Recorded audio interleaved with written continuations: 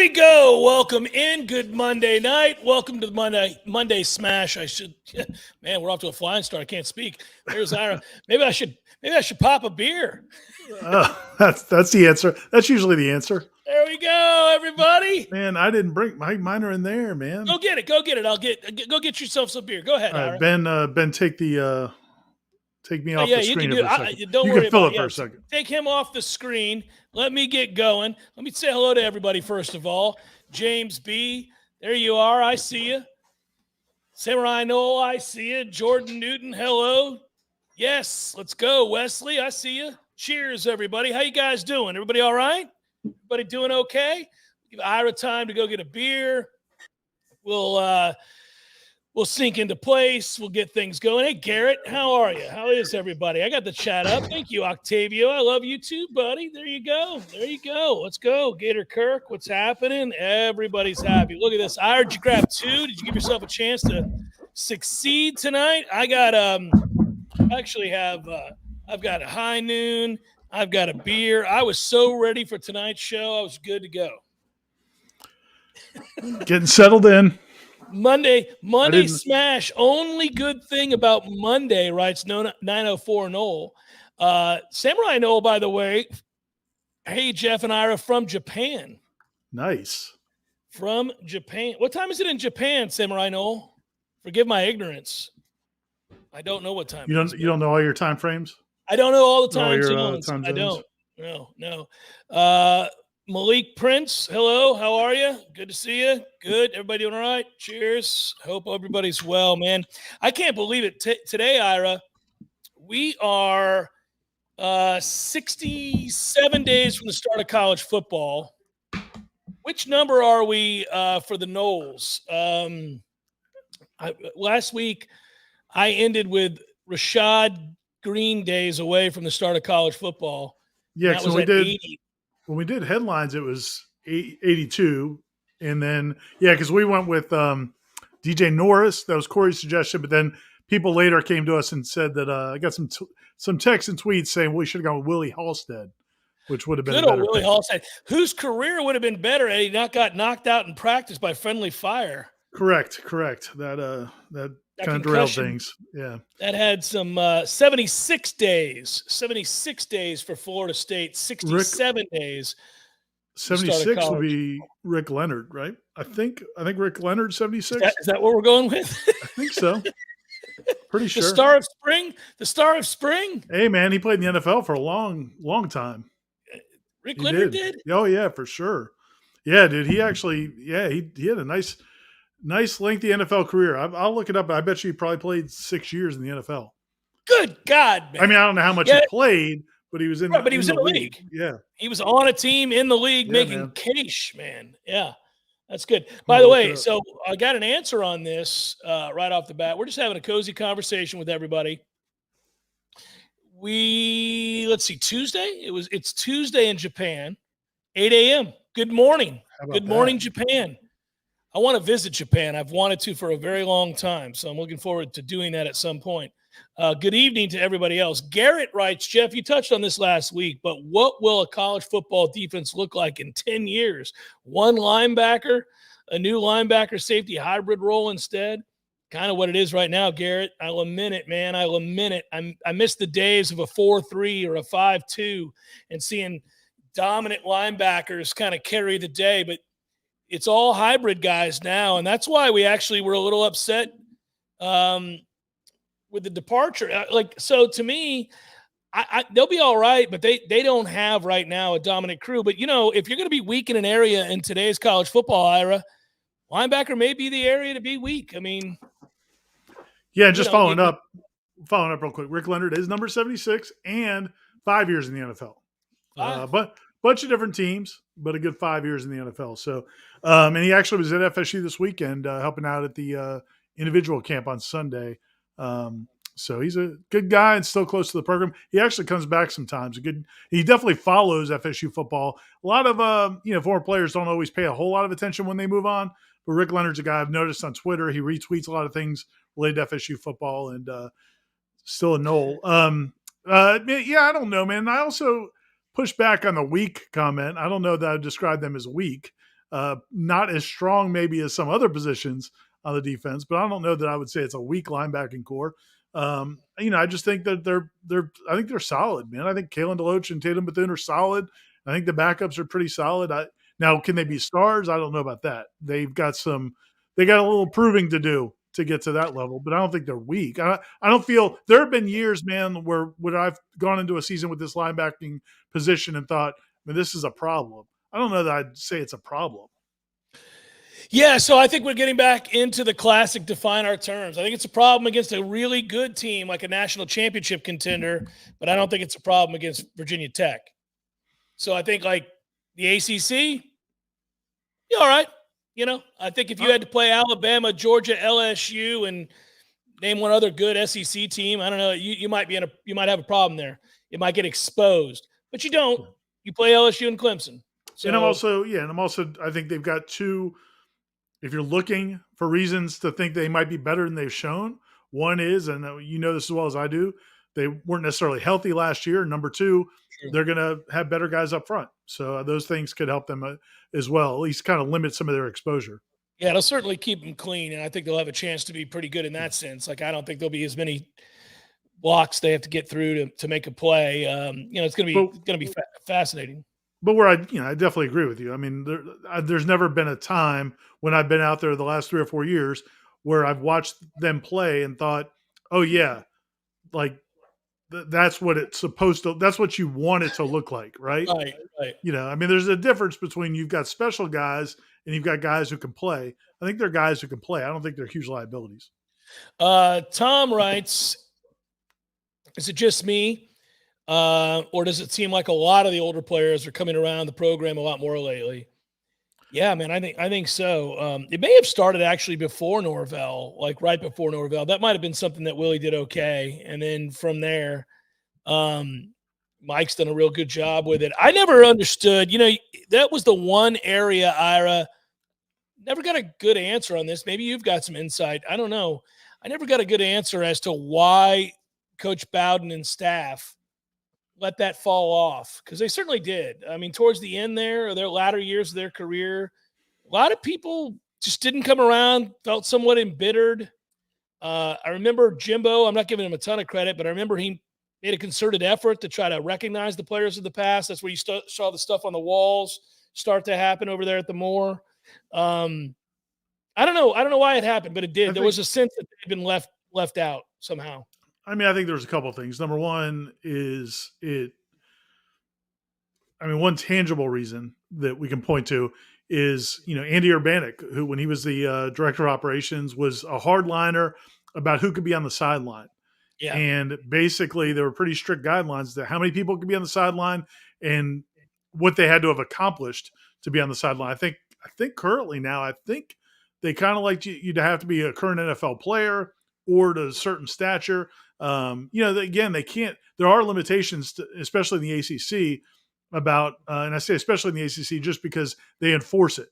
Where it really was, like, where it became an issue was in those 2000s when Miami was in the Big East, and apparently nobody cared, or maybe nobody in the Big East was going to tell Miami what you could do, but Miami would have 75 alumni on the sidelines.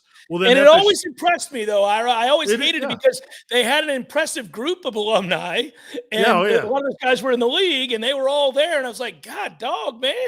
But then you had, like, FSU was being told by the ACC that they could only have a certain number on the sideline, and so they were trying to adhere by it.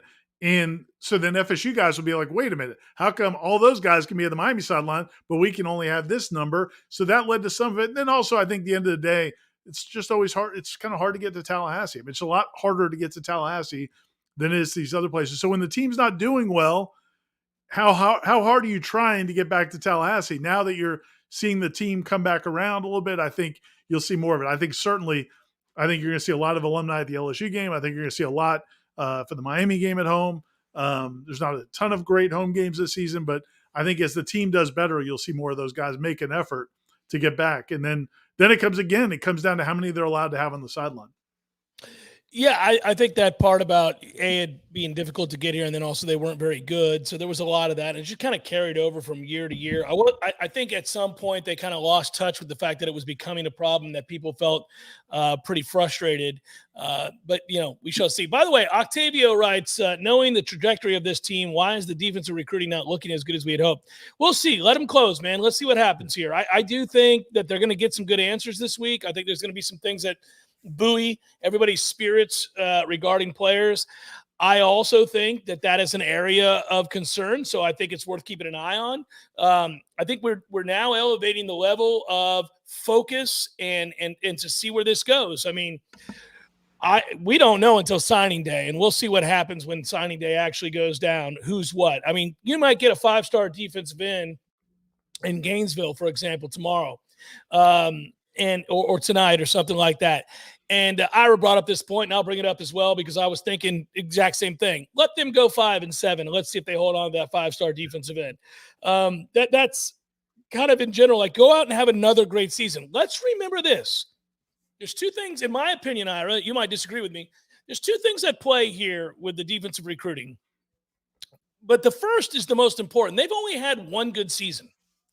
One good season. Now, there are a lot of reasons for that and everything else, and we've debated that in the past. But they've only had one good year, and it was last year. They won 10 games.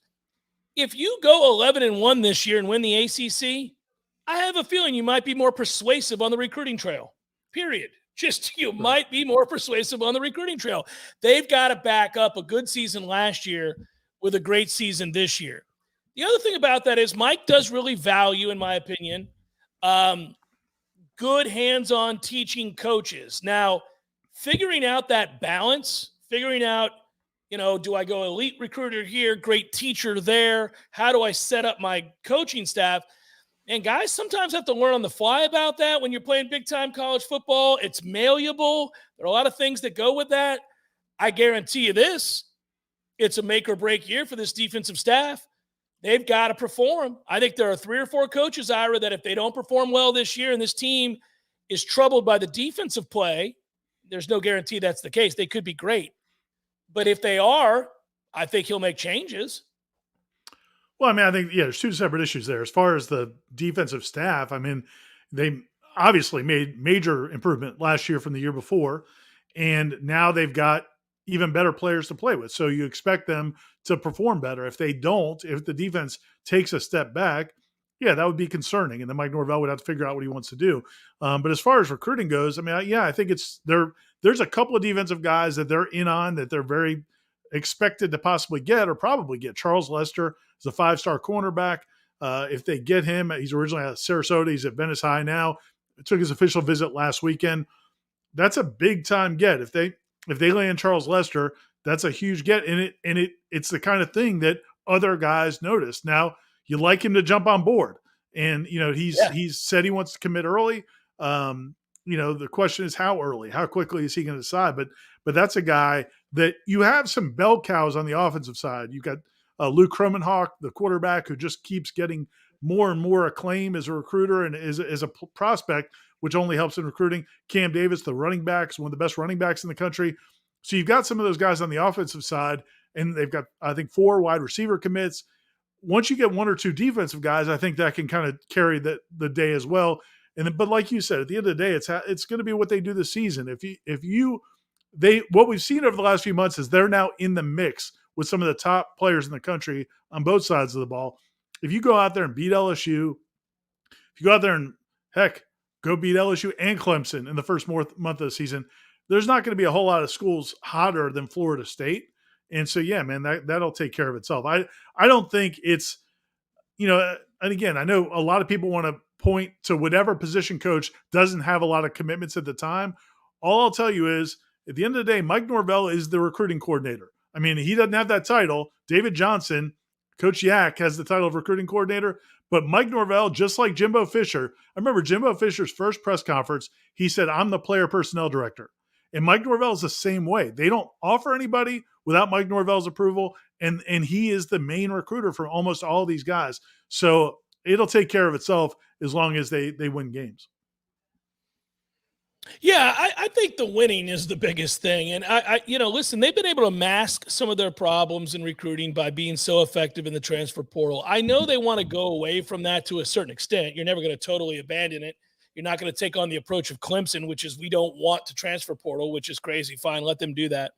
But I think, yeah, let it play out. I mean, if they go out this year and they play poor on defense and it holds them back in some capacity, if you go out and have the top 3 offense and for some reason your defense lets you down and you're not bringing in certain players, then some guys will get moved up out of here. That's how it's going to work. But if they don't, if they go out and play well and they dominate, more of the dominant defensive players that we want to get will say yes to Florida State because wins translate to really good recruiting classes. It's very rarely the case that a coach is able to recruit at an elite level if they string together a bunch of losing seasons. Napier will not recruit well if Florida sucks this year, period.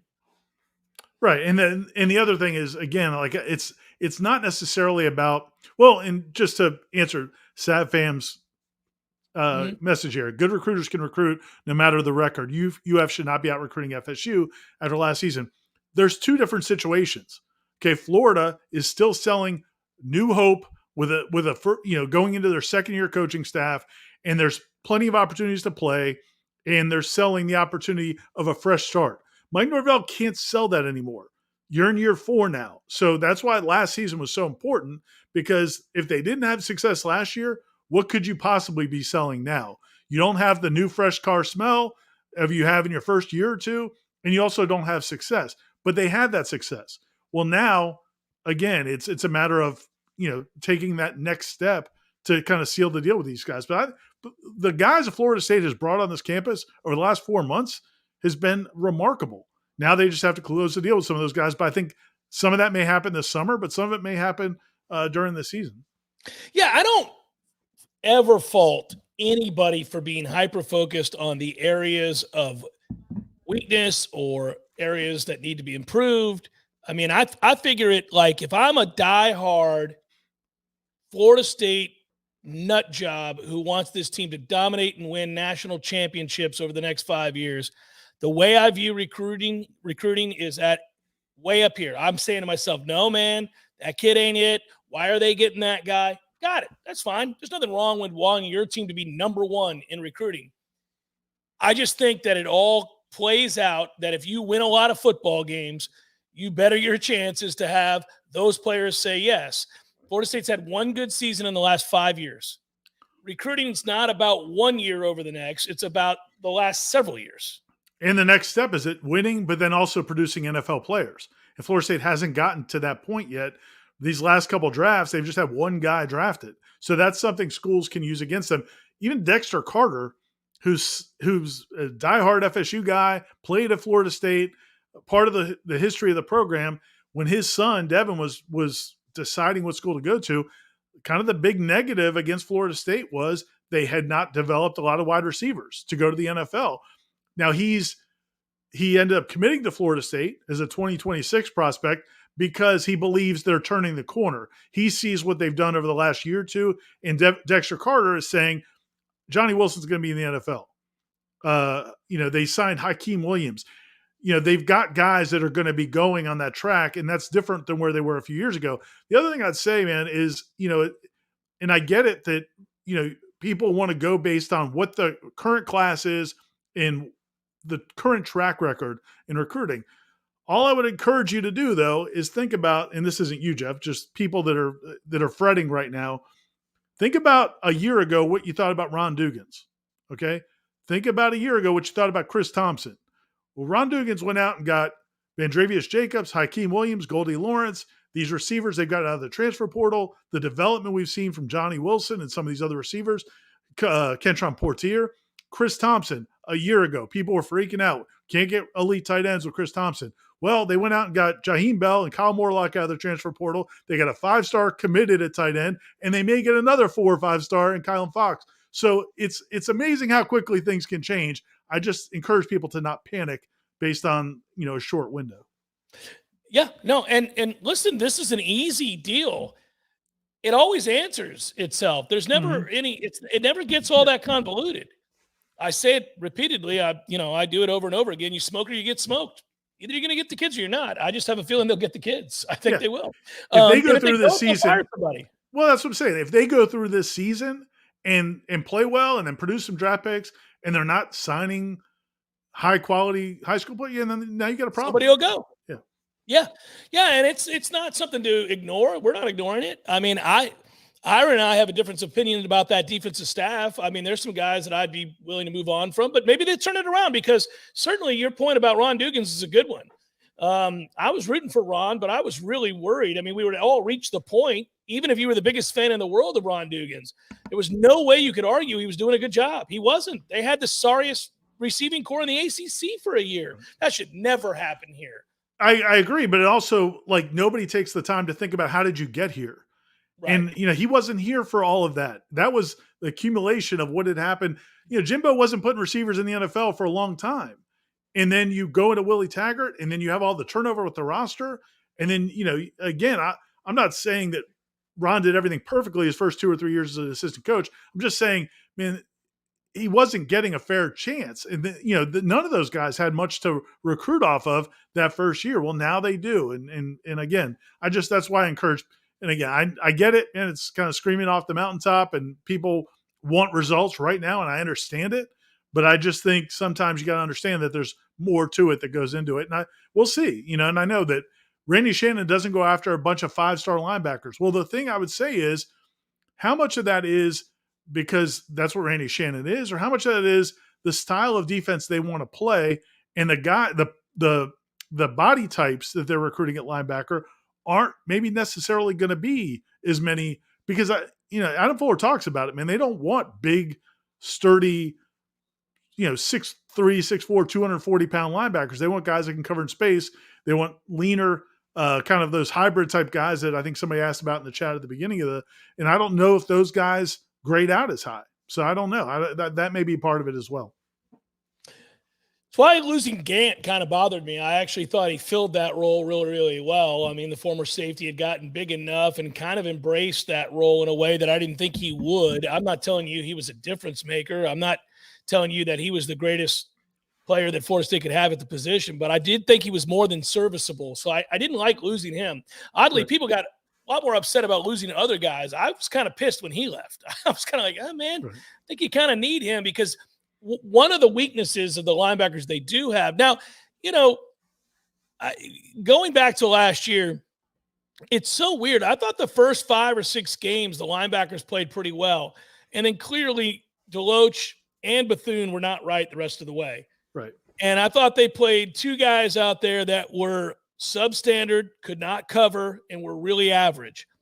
But they didn't have much of a choice. They didn't really have anybody else they could go to, so they were going with experience, and they were dealing with those guys' injuries. I really want to see a very healthy Kalen Deloach this year, because I think he has a chance to be good. I think Bethune is what he is. He's instinctual. I think he's a smart player. He's played 10 years of college football. He understands the game. But, is he a difference maker? No. Is he below average? I think if he's healthy, he's okay. But I think Deloach can be good. I think he could actually be good. He was shot out of a cannon in the LSU game, Ira. You go back and watch that film. That kid was moving in a way that we have seldom seen. He could be good if he's able to get back to that. He wasn't for about 6 games last year, though. Well, hey, man, they've got a few guys on this defense I think you'd kind of put in that category of guys that we've seen it in glimpses, and they're riding with them now for another year. And it has to come, because there's no more time, and this coaching staff has decided to go with them. I would say Kalen Deloach is one. I would say Akeem Dent is one. That's a guy that we've seen it in spurts, but they'll explain to you all the reasons why he hasn't been as productive as he needs to be. They'll explain to you why Kalen Deloach and Tatum Bethune maybe haven't been as productive as they need to be. Those guys it's now or never. And if it is never, then ultimately we got to look back at the coaching staff and said, you guys had chances to recruit over them for the last couple of years and you haven't done it. Why not? And why haven't they developed the way they need to be? Because this is their last go around. So Chrome and Hawk, let's talk quarterback for 1 second. Some other guys have mentioned it on the board, on the message boards here in the chat. I know you get an opportunity to talk to people that cover recruiting every day. We have our own Michael Langston. I've talked to people along with Michael that are just so pumped about what that kid is. There's the film. There's the obvious evidence. Man, I think they're going to go 2 for 2 the last 2 years in quarterback gets here. Right. I think that's going to be a thing. And, we can talk about who's going to make it, who's not going to make it. Everybody has a prediction on that, and that's fine. We can all have fun with that. But I think they have 2 guys in the last 2 years that they're going to be very excited about. The future is bright at quarterback. And there's similar guys too. There's the not just the arm talent, but also like the makeup. I mean, I really like both of them in their makeup. I think Luke's got a toughness about him that I think is exciting, and Brock definitely has it. There's no question. And AJ, again, AJ's going to be the guy. The question Samurai asked in the chat is, what's going to happen? How's that all going to play out? That quarterback room going to play out next spring when you've got, kind of all these guys stepping up and Jordan moving on. Tay Rodemaker's going to have the experience factor. And then it's going to be AJ Duffy and the 2 young quarterbacks, Brock Glenn. Luke will only be a true freshman, but we've seen it can happen. It's not unquestionable that a guy like that could make a run for a starting job as a freshman. But I really think the onus is going to be on AJ to fend those guys off because they're coming. Like Brock Glenn, I could not have been more impressed with Brock Glenn this spring. I think he felt the same way.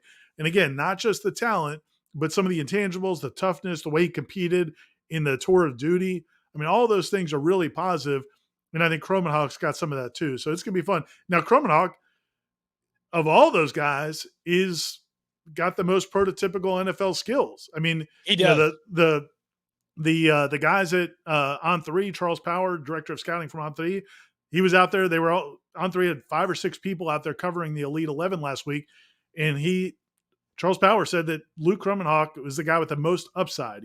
He had the best measurables of any of the quarterbacks. This is the best quarterbacks in the country, top 20 quarterbacks in the country, basically. And Luke had the best measurables, had the best ability to drive the ball down the field. I mean, it's pretty exciting stuff. Ira, they got on him early, yeah, and that really gives me a lot of hope in their ability to evaluate. Norvell getting on him that early. Listen, I've heard the same thing across the board. And when you watch the video, you see it. It looks different. The ball comes off his hand different. He looks like one of those guys where you go, woo, that's something right there. We got a little something right there. Like we've all seen that, right? When you're watching a kid, and you're like, well, that's different. He's that guy. What's funny about that, you mentioned what he was when he committed. He committed over a year ago, but I was actually at the camp 2 years ago when they offered him. And it was funny because it's a quarterback camp. They have 150 or so quarterbacks out there. And Aslan and I went out there. And when we walked on the field, Norvell and Kenny Dillingham were just all glued to Luke Kromenhoek. And I'm telling you, Jeff, he was a skinny little ninth grader at the time. Like right. I remember thinking, well, that's great. They're in on some 7th grader. He just was a skinny kid. Yeah. But I guess they'd just seen the way he threw, man. They just projected it and saw his frame and looked at his dad. I think his dad's a big guy. And I think they just projected what he could be. They offered him there. He ends up committing, early last year. And man, it's huge. And the cool thing about him, there's a lot to like about him, but really a cool thing about him, I think, is he's just like, you can tell he kind of thinks almost like an adult, He did these diaries with Michael the other day, last week during the Elite 11, and just the way he talked through things and talked about, recruiting other players and all these things. I mean, there's a maturity about him that's pretty cool too. Well, and also that he'll be able to recruit other people. I mean, people hear that buzz, they see that. Other players, I should say, they know what he is. And when you're out there doing what he's doing at a camp like that, now all of a sudden you got a guy who's hardcore for Florida State, trying to rope him in. Yeah, no, it's really exciting. Speaking of which, the exercise that we've all been involved in for the last couple of weeks and that we've done every summer for I don't know how many years now, we were the originators. It's since been copied by everybody. It's okay. It's okay. I mean, I understand. Nothing new under the sun. Go ahead and copy the greatness. But let's look at that let's look at that top 40 here. Not the whole top 40, Ben, but tonight we have to unveil 21 through 25. And so I think we should segue to that right now. And then Ira and I can yell at each other about how wrong we are about the list, or not, or we can agree. There you go. You see the last 26 through 30. Normally, if this were radio and people couldn't see the list, I'd tell you who 26 through 30 are. But you guys can see that list right there. And now we get to 21 through 25. And I'll start the conversation, Ira. Here's where we start getting into the offensive line. I'll just tell everybody we're going to start seeing offensive line, as you said today, on the wildly popular JCS.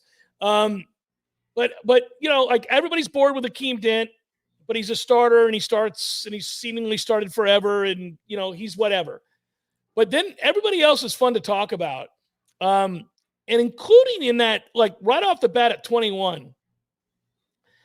Ira, Grady Vance, when he got here from Louisville, I thought he sucked. When I watched him at practice, he was grabby. There were no fundamentals. He didn't have great speed. I just thought Grady's not going to really be able to help you. He's going to get called for pass interference on the regular. Right. I mean, on the regular. But, buddy, he's really gotten to a place now where he can help your football team in a big way. I think it's interesting he came in at 21. I know I'm going in reverse order. I'll get to Casey Roddick. We'll back it back up. But I really thought Grady Vance is the one that stood out on this list, 21 through 25, as he came in through 21. Yeah, I just looked up my ballot, and I had him at 17 going into – that's where I picked him. And, yeah, man, he's you're 100% right what you were saying. I mean, if you go back to last preseason when he got here from transferring in, you know, we felt like it was basically a fair trade for Jarvis Brownlee. Like we wanted to see how it worked out, but we didn't have high expectations for him. And then when he came in, you know, he would make plays. He would intercept a pass here or there, break up a pass here or there. But man, you just felt like once officials brought yellow flags out, he was going to be in trouble because he was just doing a lot of, as you said, grabbing and holding. And then, you know, once the year went on, man, you just see him get kind of more and more confident. And there was a point, I don't know, man, 4, 5, 6 games into the year where it totally changed, you know, and he became probably their best nickelback. I mean, I think he passed Kevin Noles, and he ended up starting a lot of those games in the second half season. Or if he didn't start, he ended up playing more snaps than Kevin Noles, and real productive. And I thought there were a couple plays last year. There was one play last year where he, you know, in zone came off his guy or came out of his area and broke on a pass and picked it off, which was a nice play. We just haven't seen Florida State be real productive in zone defense. And I think that's an understatement. Okay. But yeah, I mean, so to see them, you know, it was coached the right way. He understood it and he made the play in a game. It was cool to see. And I think he's, you know, just kind of gone from there. We saw it in the spring. He had a really good spring as well. So yeah, man, I had him at 17. I think that 21 might be a little low, but it does show how far he's come, because he's a guy that a year ago, I don't know we would have expected that. Well, I'm probably the reason that he fell. I had him at 29. And I so you can get mad at me. But I thought I was being friendly. I would not have had him on my top 40 when I first saw him, and maybe I held a grudge. But he's gotten so much better that I had him inside the top 30, and I thought I was being generous. I was worried you guys were going to be like, what are you doing? But apparently I was too kind. I mean, not as kind as you guys. But I think you may be right. I may be wrong on this, but I think Grady Vance is a viable player here. Another player really quick before I address the offensive line. People get mad at me on this. This is probably me. Where did I have Lawrence Toafili? I know you guys get mad at me. This is the burden I bear. I had Toafili. No, I had Toafili at 26. So that's not bad. I had him at 19. Okay. 19. All right, so he's 22. I don't feel too bad about that. We're within the margin of error there. Listen, I think Toafili is a really good wide receiver. And I purposely said wide receiver. I love him catching the ball out of the backfield. I think he's exceptional. I think it's a rare skill to have that much ability to catch the football out of the backfield. And you can line him up. Heck, you can line him up in the slot. I really feel like you could line him up to where he could be a receiver, like a legitimate receiver for you. He's that kind of good with hands, route running, the whole deal. He did hit the hole harder last year. I just think you have other guys that hit the hole just as well and are bigger and stronger. So none of them are as fast as he is. So to me, like getting him in space and catching the football is the role that he plays. Yeah. I mean, I don't disagree with you. I mean, and he's certainly come a long way from 2 years ago. I think, Sure. There were some runs during that, his first year or two here where you just were like, man, that's not it. Like you got to hit that hole. You can't bounce. You got to know your situation. You have to, and not every play can be bounced outside. You got to hit some of these holes. And I thought we saw more signs of that last year, which was really positive. To your point though, like, yeah, man, I mean, obviously Trey Benson's your number one. You could make a case that Rodney Hill is a more natural running back, and we haven't. I think he is. I think he is. Period. Yeah, he probably is, and we haven't seen enough of Keziah Holmes really to know. He was on the scout team last fall after transferring in from Penn State, and then this spring he was not always available. So I don't know if we've seen enough of Keziah to say for sure. He's definitely bigger and stronger, like you said, but I think Toafili's still going to be in that mix with Rodney Hill for the second most carries. And then, like you said, man, his special sauce is as a receiver. And he's not just the nice thing about it, and I think you were alluding to it, it's not just, some running backs can catch a ball in the flat, they're wide open, and then they've just got to turn and make a play. Or maybe they'll catch a wheel route where they're wide open. Toafili, we saw in the spring, man, he'll make contested catches. Oh, dude, he's a receiver. Yeah. I'm telling you, he could play receiver. I think he could play receiver. I like Lawrence Toafili, especially St. Pete kid, man. I love him. I mean, I root for him all the time. I think we got off on the wrong foot. A lot of people have heard me kind of trash him as a runner, as a running back, because early in his career, he did the thing that all running backs do straight out of high school, especially fast ones. Really fast running backs have the hardest time adjusting. It's the craziest catch-22 because on the one hand, you're an elite runner with vision and speed, all the things that you want for a running back to be. But in high school, when you're the fastest guy on the field and things break down, all you got to do is get to the edge and it's over. You're going to run past everybody. And it can take a while to break through that. And then he comes to a situation where the offensive line is average, below average. And so he gets here, and I thought it further developed a bad habit. I thought his initial bounce was always to the outside. And I just thought, man, that ain't going to work. We're not good enough. You're going to have to hit the hole. We need 3 yards. We need 2nd and 7. Right. We'll take it. Stop doing that. But then over time, he started to catch the ball at an really elite level. And so I had some respect for him, and he started getting – well, I always had respect for him, but then I started to respect him more about his complete game. And then he got bigger. He got thicker. And he started to do things that gave you hope that maybe he'd start hitting between the tackles. I just don't want people to get the wrong impression. I don't dislike Lawrence Toafili. He's an asset to your program. He's an asset to your backfield. But I think if we want to run between the tackles, we have 2 or 3 guys that run it better than he does between the tackles. He's an elite pass catcher. That's the way I look at him. Yeah, and I think he's a guy that you root for because he stuck it out. I mean, especially probably a year ago, I think that when you start bringing in transfer running backs and, and things aren't going great for him, a lot of guys at this point, especially with the transfer portal, are looking to bounce. He's been loyal. He's stuck with them. He was go back to Mike Norvell gets the job. And a lot of people made a big deal about this. I don't know how big of a deal it was in terms of like Lawrence Toafili's ability, but he was the first guy that Mike Norvell called. He was already committed to Florida State. Mike Norvell called him when he got the job, and he's the first guy that got on the phone, and he said, I'm sticking with FSU, and he's been loyal to Norvell, and he's gotten better and better. He's gotten bigger, gotten stronger. So you'd like to see it work out for him. Yeah, I mean, I think he'll be an important weapon. That's all to say. I think it's going to be an important weapon, but that doesn't diminish the fact, like you said, yeah, I mean, he was not a guy that was a ready-made product. It's been a long process to develop him to where he is now. All right, so looking back at this list now, I already mentioned Akeem Dent. I hate to just totally gloss over him, but, he is what he is. I think he's a good player, not a great player. Let's hopefully going to take another step this year and get even more consistent. But the 2 offensive linemen, I think it gets interesting here. These are 2 guys that might not even start, Ira. Right. So isn't that the fun of this? Casey Roddick is a guy that I think they'd like to play center if he could learn to snap. Doesn't look like he will. So if he doesn't, is he a guard? You certainly want to use him in short yardage situations. He's so big. Dimitri Emmanuel finally got approved, missed the spring, is a really good football player, has a chance to maybe start for them this year, has a ton of experience, but they're so deep there, he may not start. They've got other guys that are options at guard.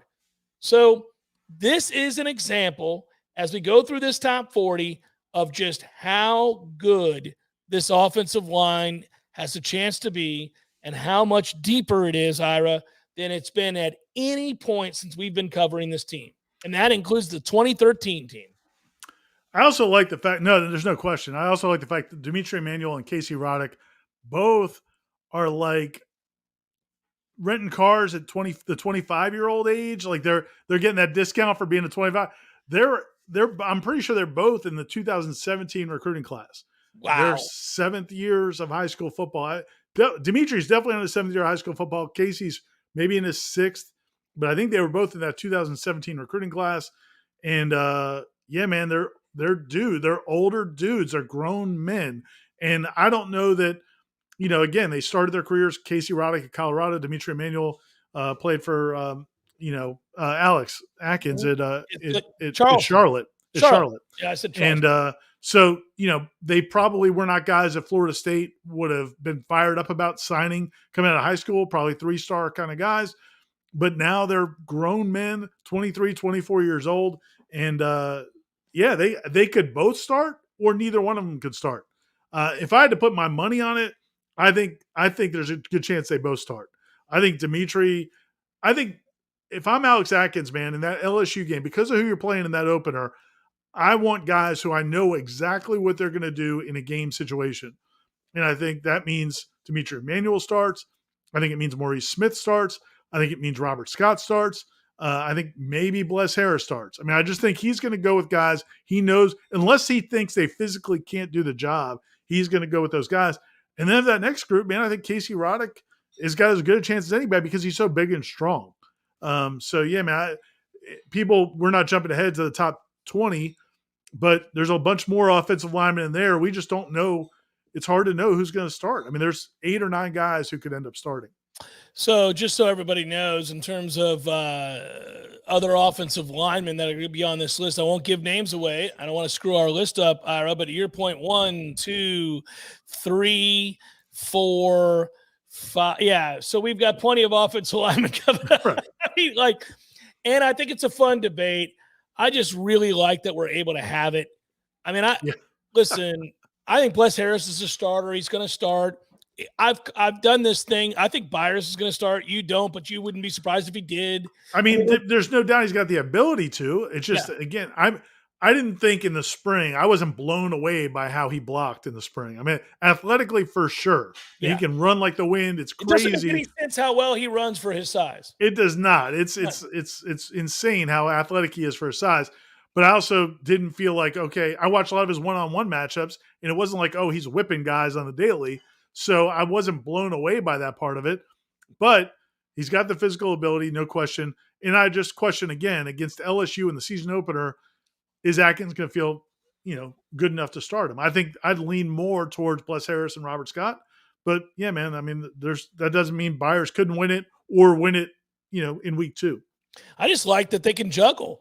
I mean, it could be a situation where you're looking at, does the other team have a stout, massive defensive line that week? The next week, you might need to be more athletic with guys that can really pull. What's the game plan? It's amazing that they have options. And they've never had options, Ira. Well, like you're saying, man, when we've done this top 40 in the past, just 2 years ago or 3 years ago, we would have to put offensive linemen in the top 20 just because, well, I mean, he's your starting left tackle. I don't know. We have to put your starting left tackle in the top 15 or 20, even though you knew it was not a very good football player. And so that's the difference now, man. These guys are all guys that can play. I mean, I would not put money everybody's got their theories on who the starting five is. I would not put money on really anybody other than probably Maurice Smith. He's the one guy I'd put money on just because we know he can snap and we know he's started for 3 years, and I feel like there's a good chance he starts. But everybody else, man, it's pretty wide open. And it's even funny because I would debate you on that. I know you would. I know. Yeah, no, but what I mean by that is you're talking about putting money, Ira. So I don't know that I'd put money on any of them. Any of them. So, like, that's not a knock on Maurice Smith. It's not a knock on any of them. I'm not sure that I know the five because I could name another five that would win those jobs or have a chance to win those jobs. And I think our overriding point is the same. Like, you think Maurice Smith's going to start? He might. I wouldn't be surprised if he started. He's certainly done an awful lot to give himself a chance to start. Wouldn't be surprised if he didn't. Wouldn't be surprised if Bless Harris, who I think is going to start, doesn't start. Like, what if one of the other three options you have at tackle somehow beat him out? I mean, like, that's the first time that we could do that. I mean, that's where you get excited and you just go, oh, hell, man. When we're starting to talk about this, like, I think Byers has a chance to start, obviously. The interesting thing with Byers was, like, originally, they talked about giving him a look at guard. That was kind of one of the things they were excited about doing, and then it never really happened. But I wonder if that never happened because they found out they were going to get Dimitri back. Like, I kind of wonder if that made that not as essential. So now you can have just this wide open competition at tackle. I don't know. But again, man, Roddick is, man, he of all those guys that came in, I was pleasantly surprised by Roddick. I didn't know. I just kind of thought, man, Pac-12, he hadn't been a star at Colorado. He's not trying to go to the NFL after his 4th or 5th year of college. I just wasn't expecting a whole lot, man. I thought he was impressive. I thought I liked what I saw. Now, they love him to be able to snap and be a center, but I think he could be a really, really good guard too. Notice that neither of us have talked about Keandre Jones, who has a chance to play too. I mean, like, it's crazy. Yeah, and that's a tough one, man. Like, yeah, for sure. And the challenge for him is going to be just in this offense, and we talked about before, just like athletically, they want their guards to do so much athletically, and he's more of just a huge, massive road grader. So they would fun. Hey, sorry, Ira, I didn't mean to interrupt you. Let's have some fun in the last 10 minutes of the show here. I'm kind of curious. Your hunch as we sit here on June the 19th. First of all, happy belated Father's Day, sir. You too. Thank you.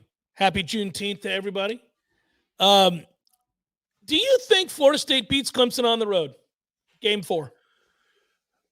I was actually talking to somebody about this last night. I ran into somebody last night, and we were kind of going through those two games. And he was basically it's a guy I've known for a long time. He's a fan, and he was I ran into him yesterday at Costco actually, and he was like, basically, tell me straight. Do you think we can really win both of those games, LSU and Clemson, or? And I said, man, I think the most likely scenario is that you win one.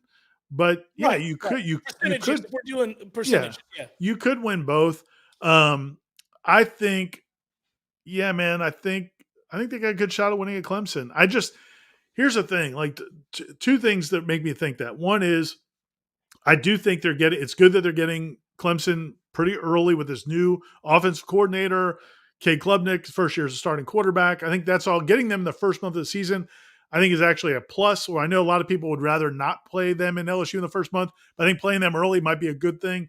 And then the other thing is, I don't think this offense is going to be rattled in a tough environment, right? Mm-hmm. So to me, I don't expect Jordan Travis to go in there and be like out of sorts, or the offensive line. I mean, again, man, we talked about, you got a bunch of 23, 24, 25-year-old guys that are not going to be rattled up front. And then you've got some grown-ass men at the skill positions.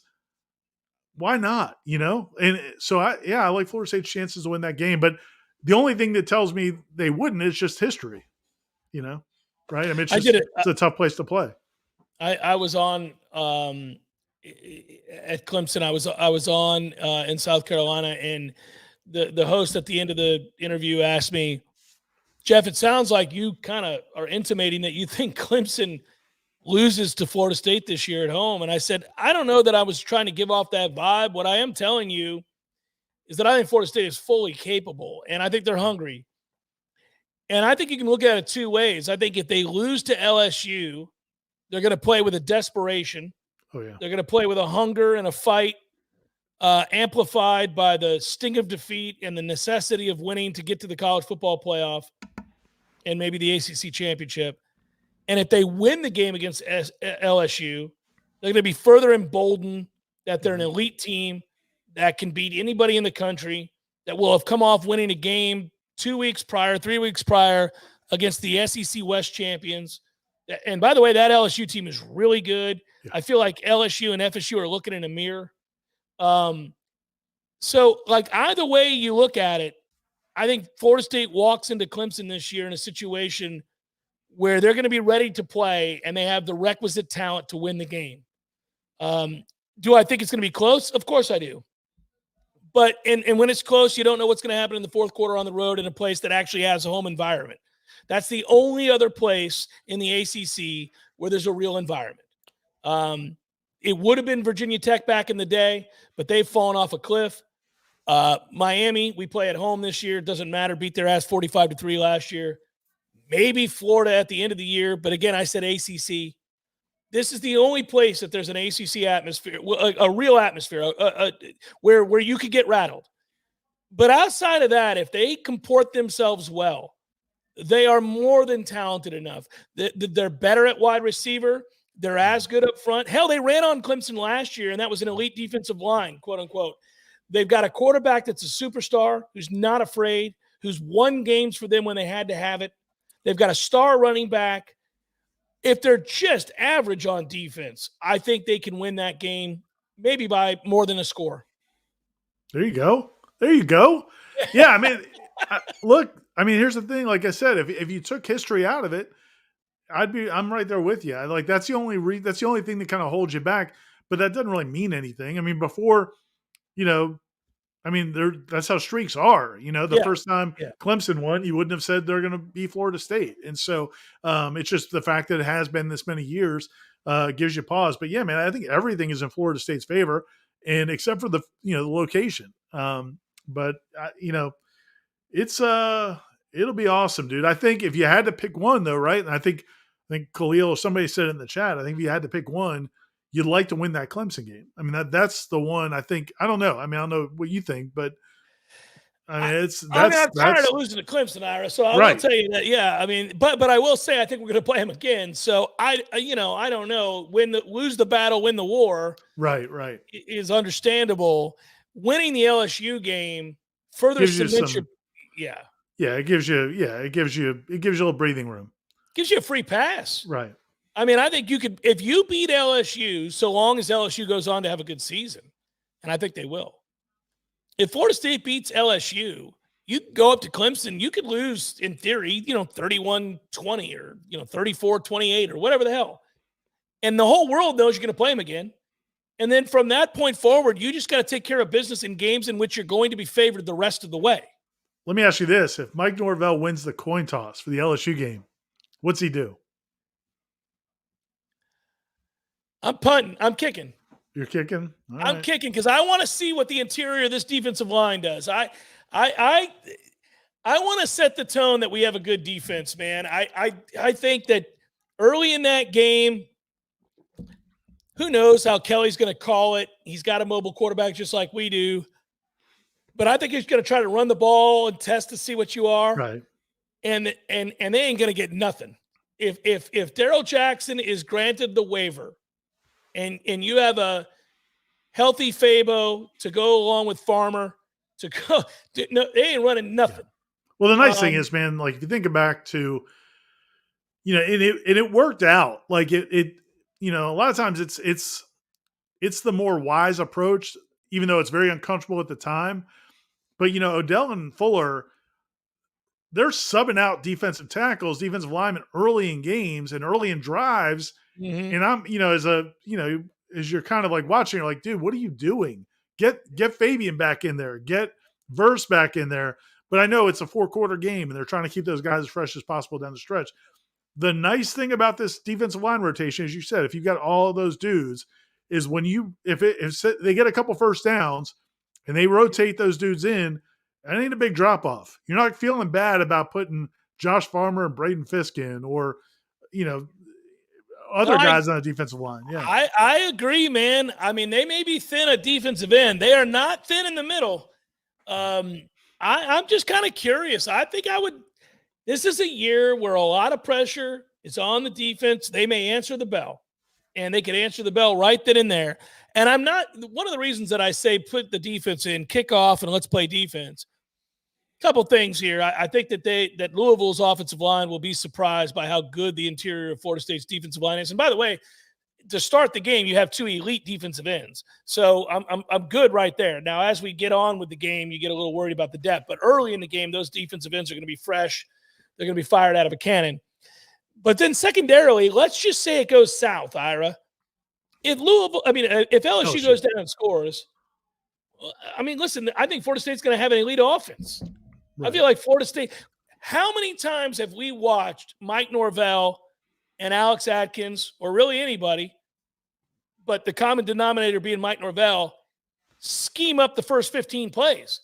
Hell, right. When they were asked sorry, they could go down and score on anybody in the first 15 plays. Remember that? I mean, that was the thing they did well to start games. They could go right down the field and score. They might not do anything else the rest of the game, but they came out the blocks able to score. So I'm telling you, LSU goes down and scores. Okay, Florida State's going to go down and score. We're going to be all right. So I'm kicking. Yeah, I'm with you, man. It's on the flip side. It's like, man, it's gonna be fun to throw that offense out there. Like if Brian Kelly wins the toss, as it has been the case. Florida State doesn't seem to win a whole lot of coin tosses. If Brian Kelly wins it, if he puts his defense out there, I think you're pretty fired up. Like, I don't think people are going to be so excited to see what this offense looks like because, and again, from Brian Kelly's standpoint, as defensive coaching staff standpoint, I don't know exactly what you go into that game looking to stop. I mean, I guess you try to slow down the running game. Always. But dude, I mean, like, he ain't going to be real fired up to put his corners on an island with Keon Coleman and Johnny Wilson and have a 5'10" nickelback covering Jaheim Bell or whatever it is. It's and I know they've got hosses. There's no doubt. Like, LSU's got hosses, especially on defense. But they can win some one-on-one battles, sure. Yeah. But dude, but now you win. So much fun. Ira, you win a one-on-one battle. There's no guarantee you're getting Jordan down. So right. It's like, that's the other problem. That's why he's a nightmare. Like, we spread you out and you got to go to man. Okay, you might win a one-on-one battle. You might get pressure on Jordan. But once he makes you look like an ass, what are you going to do now? That's 20 yards. It's 20 yards like that. And Jordan has learned how to get down, get out of bounds, be smart. He's got so many weapons now that he knows he doesn't have to win the game. I mean, I thought they game planned so well last year on numerous occasions. Obviously, they did early on against LSU. So this is going to be – these are fun to do for a lot of reasons. But we are 67 days from the start of college football and 76 days away from the start of Florida State football. If you really want to think about things that get you excited, guys, minus 30 days off of that for when camp starts. Right. I mean, buddy, once camp starts, it's on. What are we doing? So that's the fun, man. That's the fun. And this hour flew past. That's a good example. Just like that, this hour flew past. Yeah, thanks everybody in the chat. Thanks everybody for watching.